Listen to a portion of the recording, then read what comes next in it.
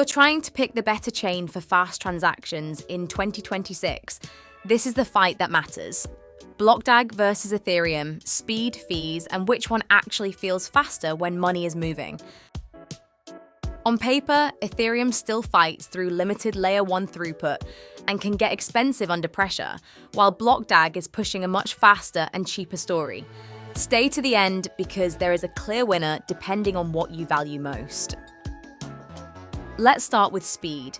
Ethereum Layer 1 is still not built for massive raw transaction volume on its own. That's why users keep getting pushed toward extra scaling layers when activity spikes. BlockDAG's pitch is different. It aims to process far more transactions natively, which matters because a chain that handles volume at the base layer can feel simpler and more direct for everyday use. So if your priority is raw speed with fewer moving parts, BlockDAG has the cleaner story.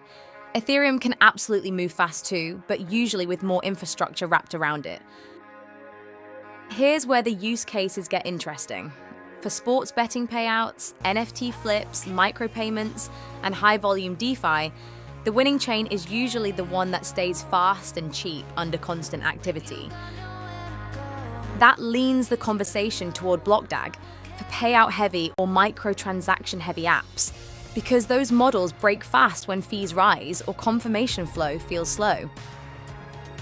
Ethereum still stays powerful when you need deep liquidity, broad app support, and mature tooling. So the better chain depends on whether you care more about transaction efficiency or ecosystem depth. Let's move into real-world proof, because promises are easy in crypto. What investors need to watch is mainnet progress, holder growth, miner participation, and whether throughput still looks strong under load.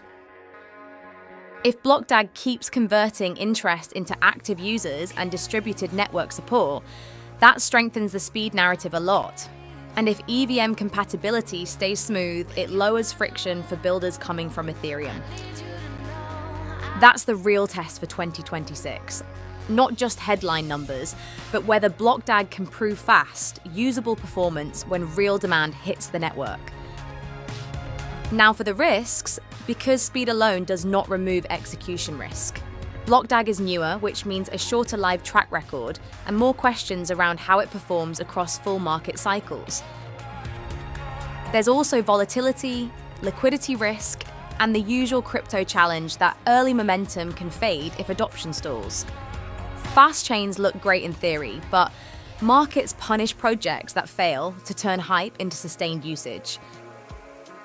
Ethereum's edge is maturity. It has deeper liquidity, a longer operating history, broader developer support, and a much more established ecosystem, even if the base layer is slower and pricier. So here's the winner.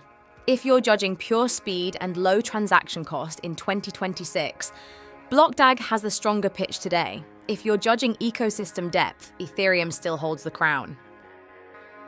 If you're investing in BlockDAG and you want daily updates that actually track speed, adoption, risks, and upside, hit subscribe now and stay ahead of the next move.